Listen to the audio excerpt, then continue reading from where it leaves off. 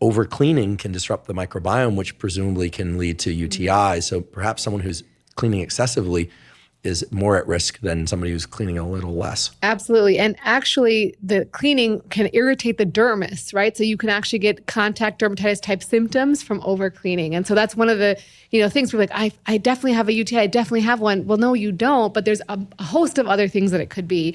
One of them could be that. Another very common one that we already touched on is pelvic floor dysfunction. So very often pelvic floor dysfunction, just like you had pain with urination, women can also develop pain with urination that doesn't go away. And it can start where they had a UTI that triggered the pelvic floor, and then the pelvic floor just didn't relax, right? The pain just triggered the pelvic floor to tense up, and it didn't relax because, again, we're not taught how to relax our pelvic floor.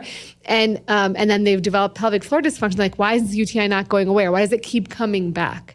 And so that's another common thing that we see in people who have quote unquote recurrent UTIs but don't really have them. To be clear, I experienced the pain in urination as a consequence of trying those damn Kegels that everyone's talking about. Stopping that was informative in two directions. One, it relieved the pain very quickly, so that was good.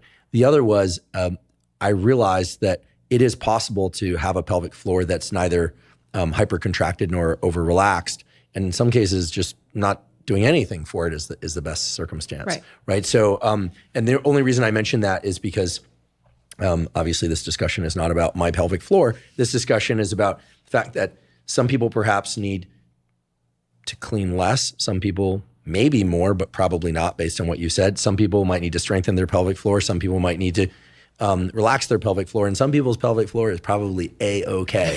I think any discussion about anything medical or, especially hormone stuff, this happens a lot in the discussions around that I get into, it seems, with males. They're like, every male now seems to wonder if their testosterone is too low, except the ones that are blasting testosterone because they know it's excessively high. And as you point out earlier, at least in terms of sexual function, that's unlikely to be the case. Maybe less desire, but in terms of genital-based arousal function, probably. Yeah, and I mean, you've talked about testosterone a lot on the podcast, so I'm sure your audience knows very well the multitude of benefits for testosterone. So I think there is value in assessing hormone panels and assessing your level of free testosterone. And